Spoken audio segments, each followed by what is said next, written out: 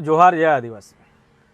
આદિવાસી વિસ્તારમાં વિકાસની વાતો તો ઘણી થાય છે, પરંતુ વાસ્તવિકતા કંઈક અલગ જ છે.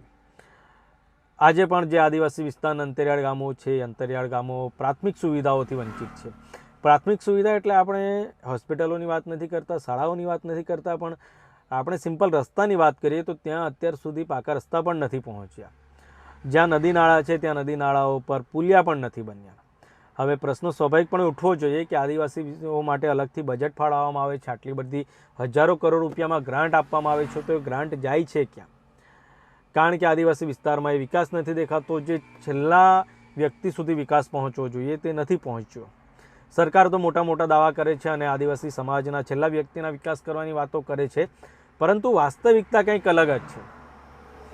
હાલમાં ચોમાસાની ઋતુ ચાલી રહી છે અને આ ચોમાસાની સિઝન દરમિયાન આપણે સોશિયલ મીડિયાના માધ્યમથી વિડીયો દ્વારા કાં તો પછી ન્યૂઝપેપરમાં ઘણીવાર એવા સમાચારો સાંભળ્યા છે કે પાકો રસ્તો ન હોવાને કારણે એમ્બ્યુલન્સ નથી જઈ શકતી અને એના કારણે જે દર્દી છે એને 3 થી 4 કિલોમીટર ચાલીને લાવવું પડે છે અને ત્યારબાદ એમને એમ્બ્યુલન્સમાં બેસાડવા પડે છે. અને ઘણીવાર એવા સમાચાર પણ આપણે જોયા છે, એવા ન્યૂઝ પણ મેળવ્યા છે કે કોઈક જગ્યાએ મયત થઈ ગયો હોય તો જે લાશ છે એ લાશને સ્મશાન સુધી લઈ જવા માટે પણ કાચા રસ્તાએ જવું પડે છે. અને ચોમાસા દરમિયાન આપણે જાણીએ છીએ કે પરિસ્થિતિ કેવી હોય છે.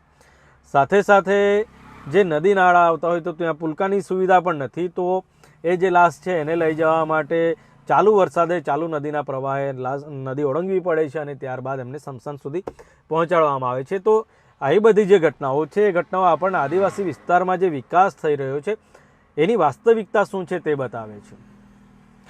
સ્વાભાવિકપણે આદિવાસી વિસ્તાર છે તો સરપંચથી લઈને જે સાંસદ સભ્ય સુધીના ચૂંટાયેલા છે તે તમામ પણ આદિવાસીઓ છે, પરંતુ ક્યાંક ને ક્યાંક તેઓ કોઈક ને કોઈક પાર્ટી સાથે સંકળાયેલા છે અને પાર્ટી જ એમને મેન્ડેટ આપે છે, તો સ્વાભાવિક છે તેઓ પાર્ટીની જ બોલી બોલવાના છે. એટલે ક્યાંક એમને આદિવાસી સમાજ ફક્ત એક વોટ બેંક તરીકે દેખાય છે કે ફક્ત જ્યારે ચૂંટણી આવે છે ત્યારે યાદ આવે છે, પરંતુ ચૂંટણી પતી જાય પછી એમને યાદ નથી આવતી.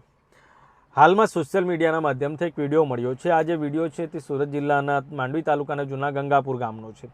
ત્યાં પણ એ જ પરિસ્થિતિ છે કે મૃત્યુ થઈ ગયું છે, લાશને લઈ જવાની છે, પરંતુ પાકા રસ્તાની સુવિધા નથી, કાચો રસ્તો છે. એટલે સ્મશાન દૂર છે, તો જે ગામના લોકો છે તે ગામના લોકો કાચા રસ્તા પર ચાલીને જ્યાં સુધી મુખ્ય રસ્તો છે ત્યાં સુધી લોકોને લાશને લઈ જાય છે અને ત્યાંથી પછી ટેમ્પામાં લઈ જાય છે. આ પ્રકારનો એક વિડીયો સામે આવ્યો છે. હવે જે પોસ્ટ હતી તે પોસ્ટમાં કહેવામાં આવ્યું છે કે જૂના ગંગાપુર સુધીના રસ્તા માટે 70 લાખ રૂપિયાની ગ્રાન્ટ મંજૂર થઈ ગઈ છે, પરંતુ એક ગ્રાન્ટનો વપરાશ થયો નથી અને ફક્ત એક પુલકું બનાવી દેવામાં આવ્યું છે. બાકીનો જે રસ્તો છે તે તમામ રસ્તો કાચો છે. હવે એ જે મત વિસ્તાર છે, લોકસભાની વાત કરવામાં આવે તો બારડોલી લોકસભાનો મત વિસ્તાર છે, એટલે સ્વાભાવિકપણે એ સાંસદ પ્રભુભાઈ વસાવાનો વિસ્તાર છે. અને વિધાનસભાની વાત કરવામાં આવે તો માંડવી વિધાનસભા છે, એટલે કુંવરજીભાઈ હળપતિ જેઓ પોતે મંત્રી છે તો તેમનો વિસ્તાર છે. મંત્રીના વિસ્તારમાં પણ આ પરિસ્થિતિ હોય તો પછી વિચારી લેવું કે બીજા વિસ્તારોમાં શું પરિસ્થિતિ હોય.